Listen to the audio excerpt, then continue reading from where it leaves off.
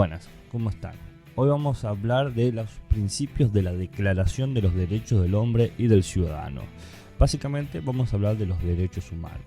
Los derechos humanos son parte de un proceso que ha vivido la humanidad, que empieza aproximadamente, por poner hitos, ¿no?, durante la Revolución Francesa y que continúa hasta el día de hoy.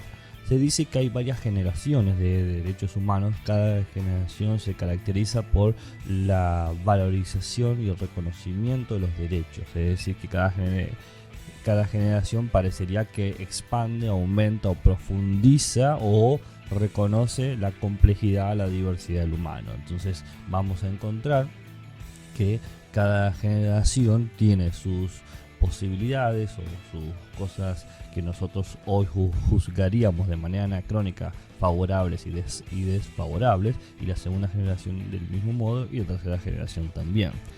No vamos a hablar de una cuarta generación. Se dice que hoy en día, o sea, en estos últimos años, estamos transitando lo que sería la cuarta generación de los derechos humanos.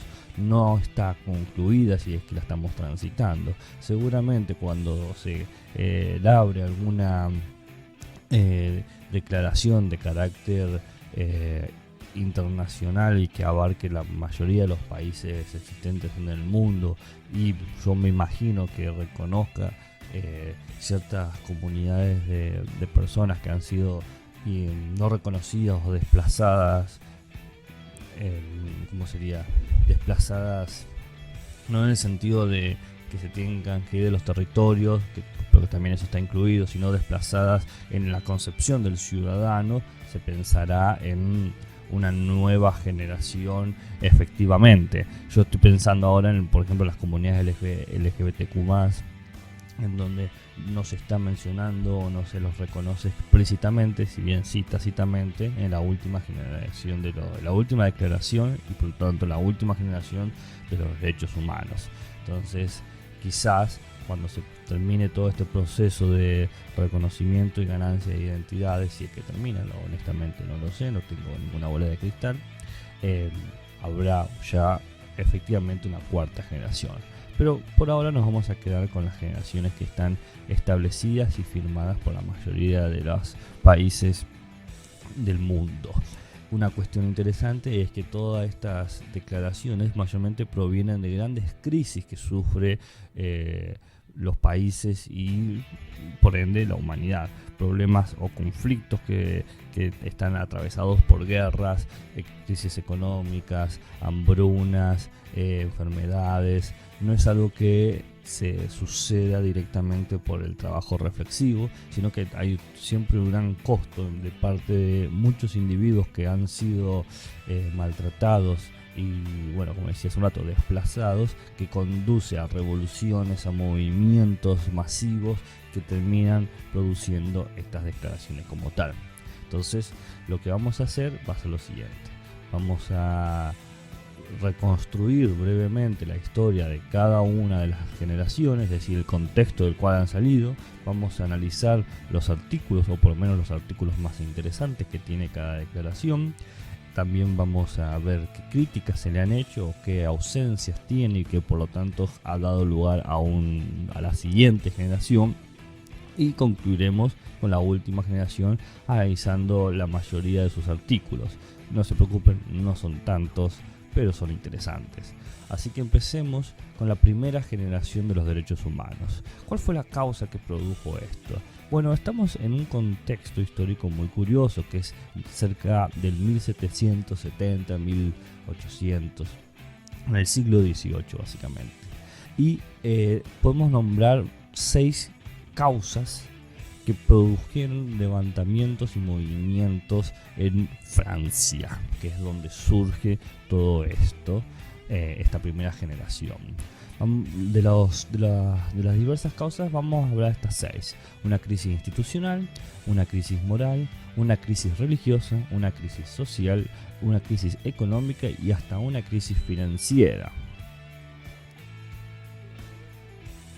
si se preguntan cuál es la diferencia entre una crisis económica y una crisis financiera, es que la crisis financiera afecta solamente a un sector que tiene que ver con la parte de comercio, y la crisis económica afecta a todos o a casi todos los sectores de la población. Así que esa es la diferencia.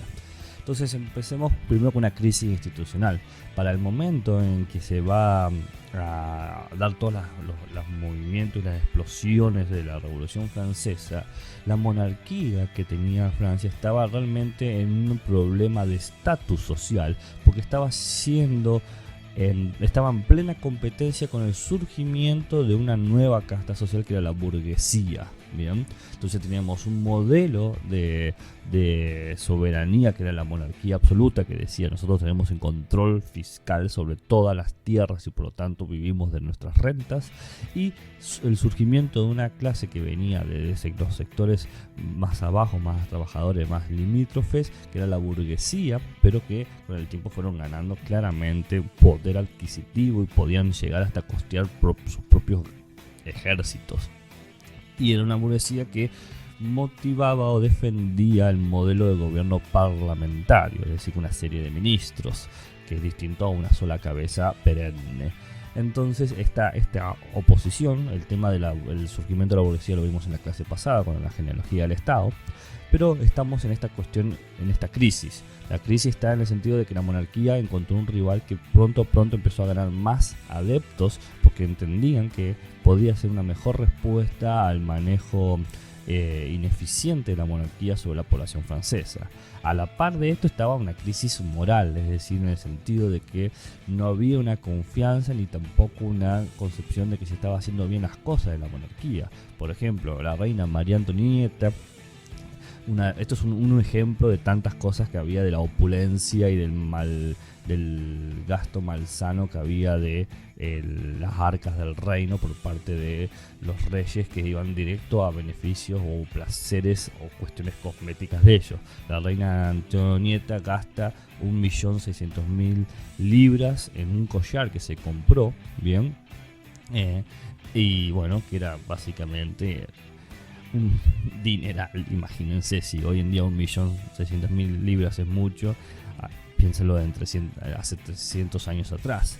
Y a su vez el rey Luis XVI está viviendo en su palacio, haciendo grandes fiestas, grandes cosas suntuosas, totalmente sellado e indiferente a lo que sería el hombre común y corriente. Vive de juerga, de comida todos los días, y mientras que su pueblo se muere de hambre. A su vez también hay una crisis religiosa, porque una de las cuestiones que hace que la monarquía mantenga su poder es la alianza con la iglesia, pero en este momento la propia iglesia tiene un combate interno entre varios modelos de iglesia.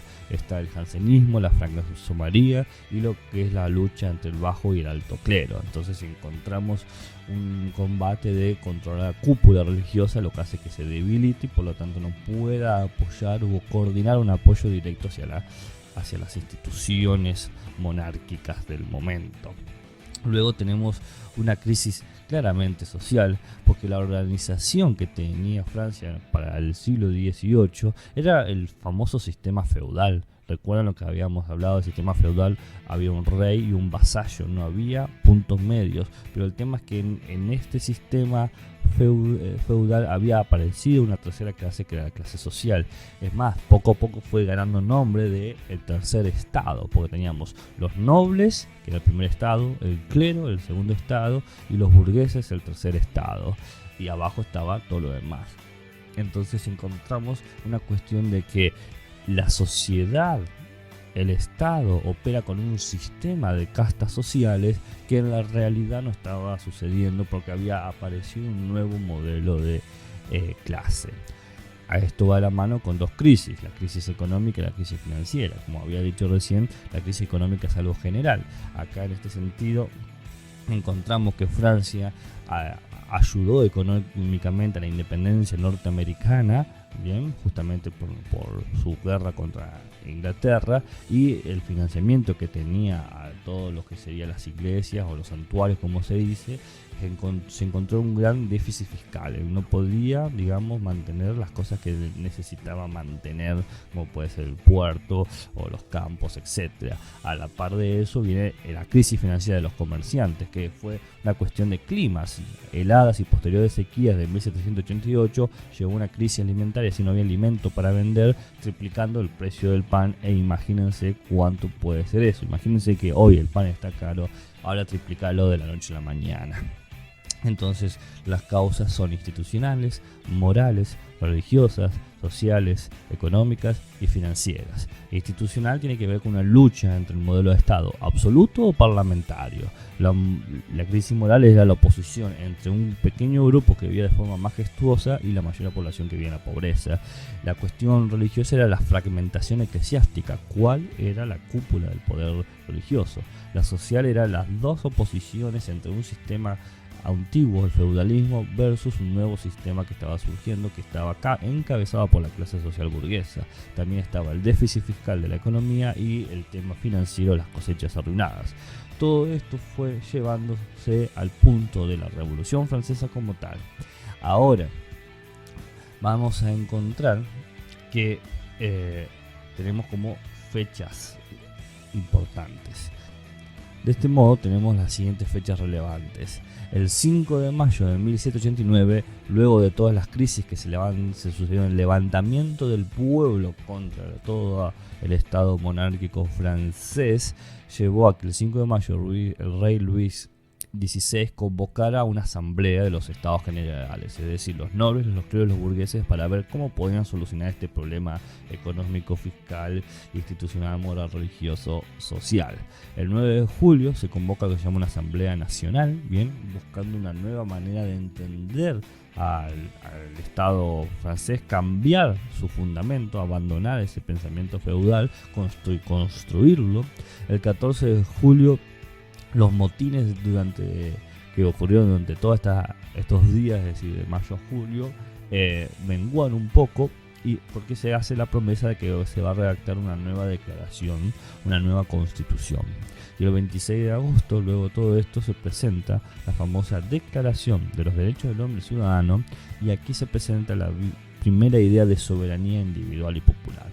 Ahora bien, si bien en 1789, el 26 de agosto, se presenta la Declaración de los Derechos del Hombre y del Ciudadano, que tiene una característica que es trascender el Estado francés, tenemos que saber que no es la primera conversión o declaración de condiciones humanas de carácter trascendental, porque antes de 1789 y en Francia tuvimos la Revolución Norteamericana. Entonces hay que hacer una pequeña diferenciación entre la Constitución norteamericana, bien, y la Declaración francesa.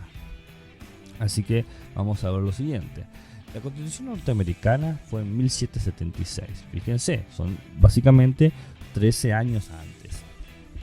¿Cómo surge esto? Bueno, esto surge de una situación en Norteamérica que de por sí estaba compitiendo de una forma industrial con otras colonias de Gran Bretaña. Es decir, otros lugares que había tenido. Hasta ese momento Estados Unidos era una colonia del Reino de Inglaterra. Pero por su distancia y por su manera de funcionar, operaba las 13 originales colonias como una pseudo-democracia. Si bien todo se debía a la cabeza o al representante del rey de Inglaterra, tenían bastante independencia en el tema de decisiones, de normativas y jurisdicciones. A su vez, los obligaron a pagar la guerra que tenía Inglaterra contra Francia. Es decir, hubo una situación donde Inglaterra, mediante impuestos, quería que las colonias pagaran la guerra que tuvo con Inglaterra. Eso generó un gran levantamiento, diciendo que nosotros no estuvimos en esa guerra, no queremos financiarla. Entonces las 13 colonias originales más los padres fundadores declaran la independencia y fundan la nueva Confederación de Estados Libres de Norteamérica, lo que lleva a la Constitución. No voy a describir todo lo que es la guerra civil y la guerra de independencia norteamericana, que no va al caso. Lo interesante de esta Confederación de Estados Libres de Norteamérica y la Constitución que presentan es que definen que el Estado de Norteamérica es un nuevo orden secular, es decir, establecen que todos los humanos que viven en Estados Unidos tienen derechos inalienables y que estos derechos son inherentes. Es decir, tiene derechos que no se le pueden quitar y que estos derechos están dentro de cada humano. Hay una cuestión de naturaleza humana. A su vez, estos derechos son autoevidentes, es decir, todo el mundo conoce la dignidad humana y que por lo tanto esta dignidad lleva a la cuestión del autogobierno, es decir, que no vamos a ser gobernados por otros, sino que nosotros definimos cómo nos queremos gobernar. La misma Constitución norteamericana sigue el pensamiento que ya era francés, por ejemplo en Tocqueville, sobre la división de poderes, donde se dividían los poderes en legislativo, ejecutivo y judicial, como vimos en la clase pasada, y establecen dos cuestiones muy interesantes, que es el derecho a la igualdad y el derecho a la libertad. Muy importante porque si vos has vivido en una monarquía y estableces la igualdad, esa monarquía deja de operar, por lo menos como había funcionado el sistema feudal, donde había dos castas, o señor o vasallo. Y la libertad ideológica y civil es la libertad de decir lo que vos quieras y de tomar decisiones en la vida social. Entonces encontramos claramente un atisbo o un prefijo sobre lo que sería la futura Revolución Francesa. Entonces, lo que hace la Constitución norteamericana es, de alguna manera, garantizar los derechos de los estadounidenses sublevados. ¿Bien? Es la respuesta a ciertos hechos que sufrió Norteamérica. ¿Y por qué es más importante la Declaración Francesa? ¿O por qué decimos en términos éticos cívicos que es más importante la Revolución Francesa y junto con la Declaración de los Derechos Humanos que la Constitución norteamericana? Dado que la Constitución norteamericana establece elementos que vamos a ver en la Declaración de los Derechos de Francia, es decir, la igualdad humana y libertad. Bueno, la cuestión está en estos dos puntos. Primero, que la Constitución norteamericana responde a un contexto donde no se quería pagar la guerra, ya había cierta democracia y había una cuestión de independencia y de competencia industrial contra Gran Bretaña que se necesitaba firmar. Por otro lado, la Revolución Francesa tiene condiciones un poco más generales y que buscan un respeto, una validez que trascienda al hecho, porque se presenta como una fórmula que se va a aplicar a todos los hombres en todas las épocas. La Revolución Francesa, junto con la Declaración de los Derechos Humanos que propone, tiene y es fruto de una maduración ideológica que sigue la lógica burguesa ilustrada, es decir, el pensamiento que la razón libera al humano, y encima hay una confianza y una fe en que la sociedad va a mejorar por el desarrollo humano, en este caso por la construcción de nuevas constituciones.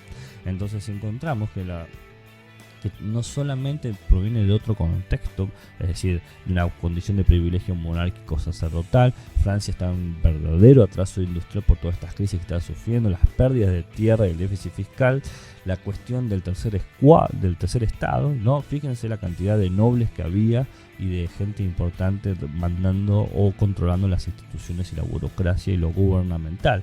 291 del clero, 270 nobles y 578 el tercer estado. Era una tendencia política que poco a poco iba a definir cómo iban a ser las cosas.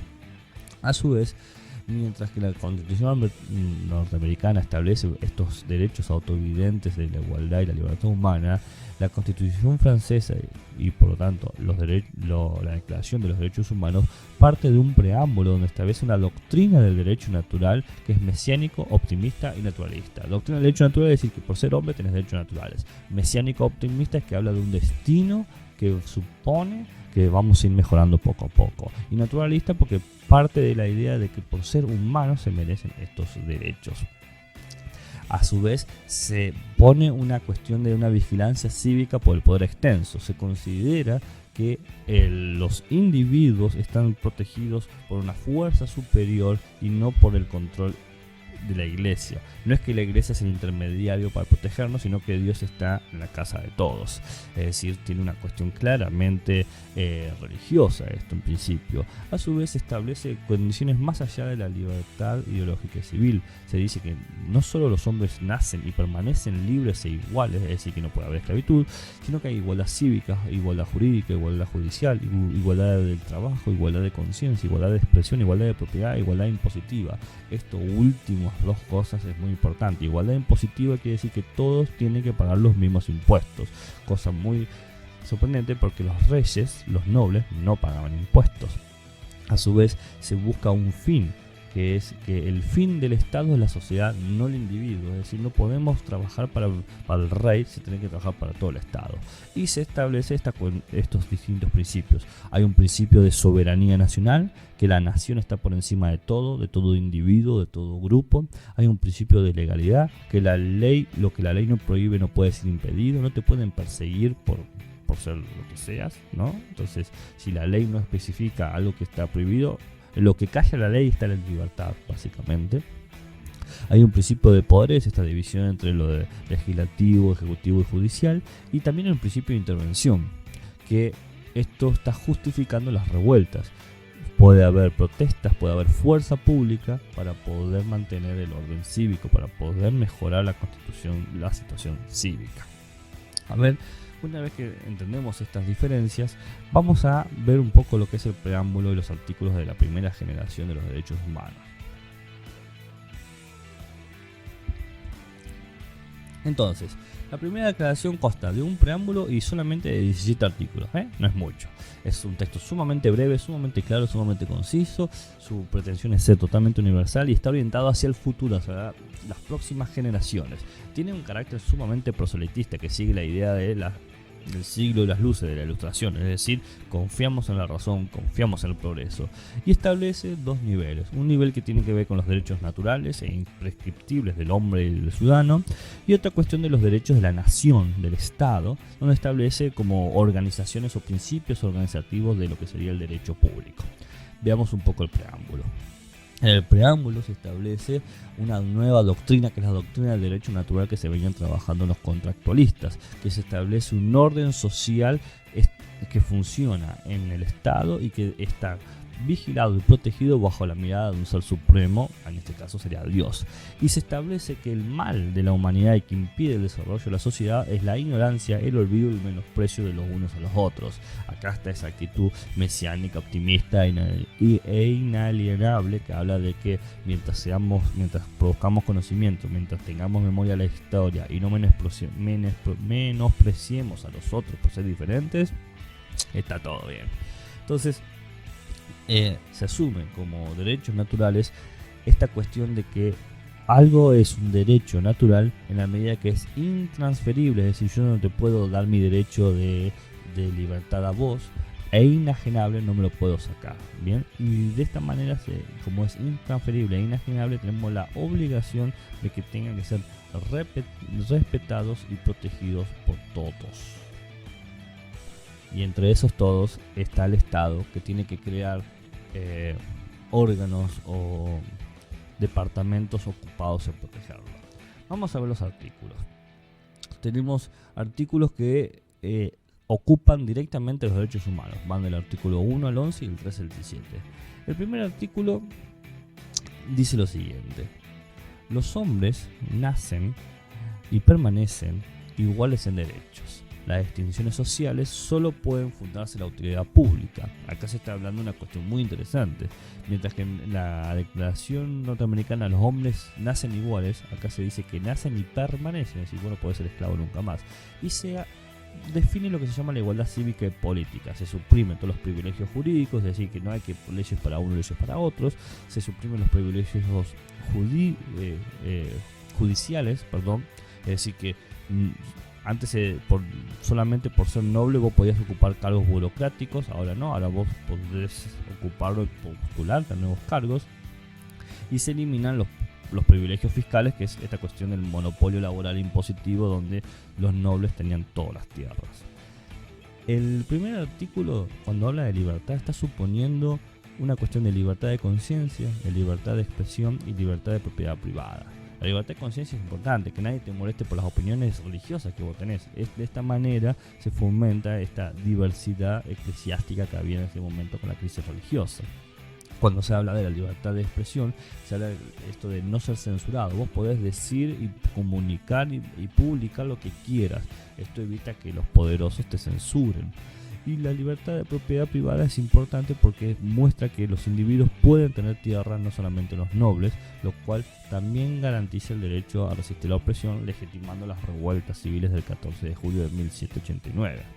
Ahora bien, los artículos 3, 5, 6, 11, 12, 13, 14, 15 y 16 lo que empiezan a hacer es organizar a la política nacional de este Estado.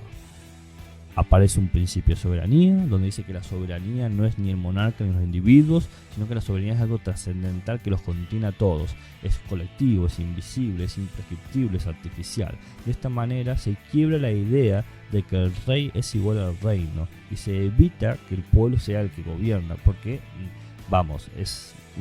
esta revolución y esta nueva constitución no iba a dar el derecho del voto a todos, solamente a los burgueses. Recién en 1848 el sufragio es universal, es decir, el voto. A su vez se pone un principio de legalidad, es decir, que la soberanía está destinada para beneficiar a la voluntad general a los gobernados. Por lo tanto, la ley es un instrumento de orden público, es decir, está destinada a ordenar y a organizar la sociedad, no a privilegiar o menospreciar a otros. También se establece la famosa separación de poderes, donde es la idea de que el poder debe detener al poder. La única forma de que el poder detenga el poder es fragmentando los poderes, haciendo 3 tareas gubernamentales: una tarea de legislación, una tarea de administración y una tarea de juicio. ¿Bien? Esto garantiza, bien, que se evita el monopolio de los poderes. Y también se propone lo que es la intervención cívica, que es limitar los poderes estatales mediante huelgas, mediante movimientos sociales. Es decir, permite que el pueblo participe en la construcción de leyes y en la construcción de gastos públicos. Ahora bien, se le puede dar varias críticas a esta nueva esta declaración. Fuera de que era sumamente novedosa y logró colocar a mucha gente dentro de la representación del Estado y se les dieron derechos que antes no estaban siendo reconocidos, tiene varios problemas. Por un lado, era sumamente especulativa, buscaba atacar el régimen absolutista monárquico y no atacaba las otras formas de discriminación. Por ejemplo, el tema heteropatriarcal o machista se mantuvo, nadie discutió sobre eso. A su vez estaba construida directamente para beneficiar a la burguesía liberal, es decir, no estaba protegiendo en realidad todas las clases sociales, sino una clase en particular, y no consideraba todos los problemas económicos y sociales. Por ejemplo, si bien los que son ciudadanos nacen y permanecen libres, seguía habiendo esclavitud. Gente de otras naciones podían ser esclavos. A su vez, el sufragio no era universal, sino era censado. Vos tenías que ser un ciudadano activo, y para ser ciudadano activo tenías que pagar un monto y poder ser parte de un grupo de individuos. Por lo tanto, el voto no era un derecho. Bien, el voto era una forma de organización y de garantizar la libertad e igualdad pública, pero no era un derecho. Es distinto. El derecho dice vos podés votar si querés. Ahora, si yo digo el voto es un medio, digo, hay un grupo de gente que son, entre comillas, los especialistas y que deciden cómo garantizar la libertad e igualdad pública. Y por último, si bien se permitía y se garantizaban las revueltas, se impedía y se anulaba la asociación profesional. No podía haber gremios, no podía haber sindicatos, estaban prohibidos. Entonces, de alguna manera, la primera generación, este preámbulo de 17 artículos, parte de una confianza en la razón, que los derechos naturales son imprescriptibles y que el derecho público está destinado a lo cívico. El preámbulo parte de un derecho natural que tiene que ver con el derecho de ser humano, asume que hay un orden social que debe ser protegido y que hay un ser supremo que lo vigila, y combate la ignorancia, el olvido y el menosprecio. El primer artículo es muy importante porque establece la libertad e igualdad anulando los privilegios sociales y demanda la libertad de conciencia, la libertad de expresión y la libertad de propiedad. Los demás artículos lo que están haciendo es desarrollar la idea de soberanía nacional y las leyes, evitando el personalismo y la separación de poderes y justificando la intervención cívica, eliminando el absolutismo. Como críticas es que no se evita otra forma de discriminación, no protege a todas las clases sociales, el sufragio es censado y anula la asociación profesional. Hasta ahí la primera generación. Trae sus cosas buenas y sus cosas malas, como hemos visto. Pero veamos la segunda generación. La segunda generación proviene de los efectos de la revolución, de la segunda revolución industrial y el nacimiento de una nueva clase social, el proletariado. Con la invención del tren, la creación de las fábricas de las industrias y la invención del dínamo, la industria avanza enormemente y se generan situaciones nunca antevistas. A su vez tenemos otra condición económica territorial que es el colonialismo europeo en África, Asia y América. Se empiezan a expandir todos los mercados, generando una nueva forma de consumo y producción, obteniéndose especias y productos que antes no se conseguían en Europa. Se empieza a distribuir el exceso de población a otros lugares, la gente viene a colonizar, ¿no?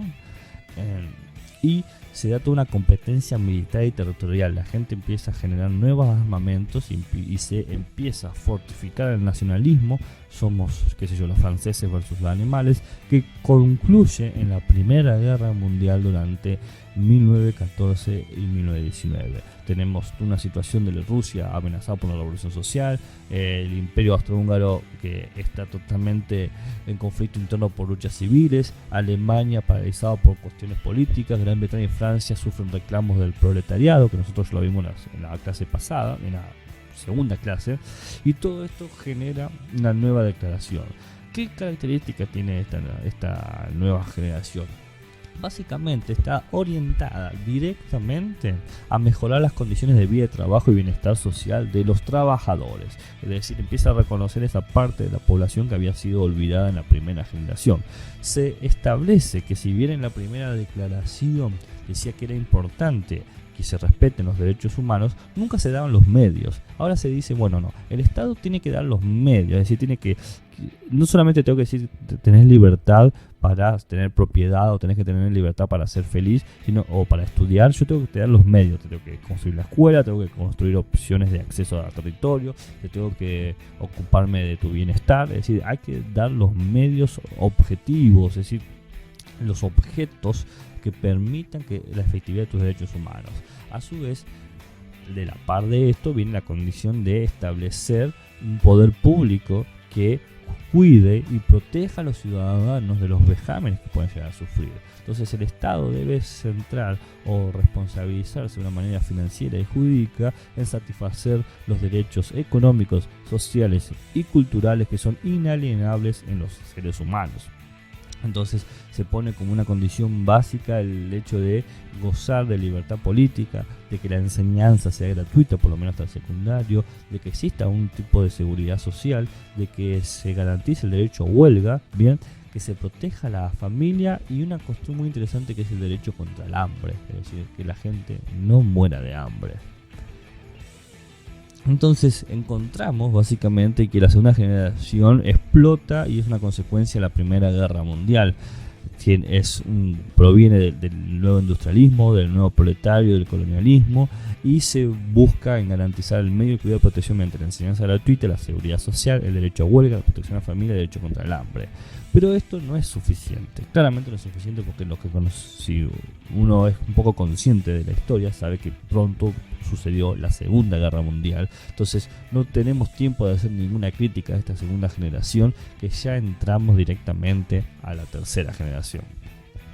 La tercera generación también tiene distintas causas. Por una parte, todos los movimientos anticomunistas. Con la expansión de la Unión Soviética, muchos lugares empezaron a responder de forma muy agresiva, desde el surgimiento del nacionalismo en Italia y Alemania hasta condiciones más locales como en Estados Unidos o en otros lados, qué sé yo.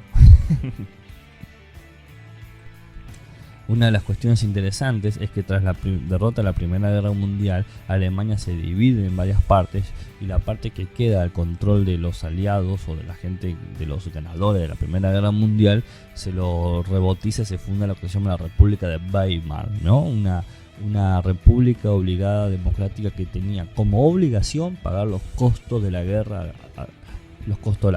Así que imagínense como un país, un conjunto de países perdedores tiene que pagar toda la guerra a los países ganadores, no va a terminar bien. ¿Qué produce? Y produce una gran depresión, no solamente en Norteamérica, sino en todos los sectores de los estados europeos. Esta presión genera un gran combate, un gran conflicto con otras minorías étnicas, porque se empieza a rechazar a gente de otros lados, se empieza a financiar lo que es el armamento militar, y genera también conflictos religiosos que, bueno, ustedes quizás lo conozcan por el crack de 1929, ¿no? Ese fue el famoso día de que cae toda la bolsa de Estados Unidos y de Norteamérica, y bueno, muerte, hambre, pobreza. Se da toda la Segunda Guerra Mundial, finaliza, y finalizada la Segunda Guerra Mundial nos encontramos con la creación en 1948 de las Naciones Unidas, y es decir, 3 años después de la Segunda Guerra Mundial, que termina en 1945. ¿Y qué sucede? En esta nueva declaración se cambian varias cosas. Por lo pronto ya no es la Declaración Universal de los Derechos del Hombre, sino que son los derechos universales del humano, justamente para cambiar el tema del sesgo sexista. Y entre varias cosas, ¿qué se afirma? Se afirman, bueno, derechos civiles y derechos políticos para garantizar la vida y la libertad del individuo frente al Estado, y el Estado tiene que tener un rol de protector mediático y garante de los derechos de los individuos. Desde su primer artículo, esta nueva declaración establece que todos los pueblos tienen el derecho a la libre determinación. Así que hay dos cosas importantes: que el Estado tiene que hacer todo lo necesario para defender la libertad del individuo, pero cada Estado, cada pueblo determina cómo gobernarse. Ya hay una tensión ahí, porque si el Estado determina que para gobernarse tiene que coartar la libertad del individuo, pero el Estado tiene que garantizar la libertad plena del individuo, tarde o temprano las cosas van a salir mal. Las características de esta nueva Declaración de los Derechos Humanos que se sostiene también en 2 pactos internacionales: un pacto de lo que se llaman los derechos civiles y políticos, y un pacto que son los derechos económicos, sociales y culturales. Los derechos civiles y políticos establecen que el Estado está destinado, y una de sus funciones principales es proteger a todo individuo de su población de ataques por sexo, religión, racismo u otra forma de agresión, y debe dar los medios y garantizar que el individuo pueda crecer, desarrollarse y participar en condiciones o situaciones cívicas. El otro pacto de derechos económicos, sociales y culturales establece que el Estado puede administrarse política y económicamente como mejor lo considere. Es decir, que ningún Estado debe ser privado de sus medios de subsistencia, que tiene los derechos de usar la fuerza o lo que considere necesario para garantizar su permanencia en el mundo. Hay un verdadero problema acá de congeniación. Otra de las características de esta Declaración de los Derechos Humanos está en el sentido de que ya no se habla de grupos humanos, ya no se habla de clases burguesas, de clases proletarias, de primer, segundo, tercer estado. Se habla de todos los humanos, indiferente de donde venga, y ya se desentiende de Dios. Es secular secular, atea no, porque no se habla de religiones en sí. Es secular, dice, no hay ningún Dios vigilando nada. Es los individuos libres que se vigilan y protegen la libertad de los otros individuos. De esta manera se demanda una condición de que es una construcción de los humanos y que es un deber de los humanos proteger los derechos humanos. Por otro lado, todos los países firmantes se van a reconocer como países independientes, lo cual es bastante curioso eso, porque muchos países en ese momento no existían. Recordemos que muchos de los últimos países más contemporáneos surgen a partir de la caída de la URSS en 1990, así que si estamos en 1948, muchos de los países que hoy existen, por lo menos 10 o 15 de los que existen hoy, no firmaron en ese entonces. A su vez, se postula que la igualdad no tiene que ver con la utilidad, somos iguales de por sí, indistintos si somos útiles o inútiles. Se establece como medio para garantizar la igualdad de todos los individuos el sufragio, el voto igual y secreto. Y esta igualdad también es jurídica, es decir, vos tenés que tener como Estado un medio de garantizar que todos tus ciudadanos tengan una defensa gratuita, es decir, darle abogados ante ciertos problemas, que el juicio sea entre pares y que el castigo sea siempre para proteger a la sociedad y no para dañar a la persona. No se castiga a la persona, sino que se utiliza un castigo para garantizar la protección del individuo. Y entre las muchas cosas que se protege ahora es la vida privada, tu vida individuo privada, la familia y los sindicatos. Entonces, veamos un poco los artículos o quizás las cosas más interesantes. El preámbulo establece que se habla de una necesidad de que cada Estado de Derecho proteja los derechos de sus individuos y que permita la rebelión cívica, la revolución cívica, la protesta, la marcha, la huelga para garantizar que el Estado no sea tirano. También se promueve lo que se llama la amistad entre naciones. Esto tiene sentido porque esto se escribió en plena Guerra Fría, así que se quería evitar un combate entre la URSS y Norteamérica. Y se habla de la responsabilidad de los derechos del hombre y de la mujer, algo sumamente novedoso. Y se dice que todo gobierno debe estar comprometido a respetar estos derechos. Veamos algunos artículos. Del artículo 1 al 2 se dice que todos los individuos que nacen libres e iguales tienen el derecho a gozar de estas libertades sin hacer discriminación de raza, de color, de sexo, de idioma, de opinión, de política, de origen, de nación, de nacimiento o cualquier otra condición. Es decir, una igualdad en todo sentido. De los artículos 3 a 11 se dice que no puede haber ningún modo de esclavitud o servidumbre ni se puede establecer jurídicamente leyes que sean como penas o tratos crueles.